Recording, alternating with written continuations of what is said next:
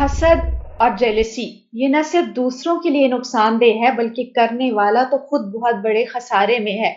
ایسا شخص ایک طرف تو اللہ کو راضی کرنے کے لیے خوب نیکیاں کرتا ہے، لیکن یہ خطرناک بیماری اس کی ان نیکیوں کو کھا جاتی ہے، اور کس قدر شدید نقصان میں وہ اس لیے بھی ہے کہ خدا کی تقسیم پر حسد کر رہا ہے، کیونکہ انسان کو سب کچھ اللہ دیتا ہے، اور پھر دوسرا انسان کون ہوتا ہے؟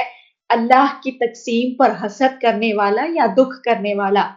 اور جب کسی نعمت کو دیکھ کر آپ اچھا محسوس نہ کریں تو اپنی نعمتوں کو یاد کرنا شروع کر دیں۔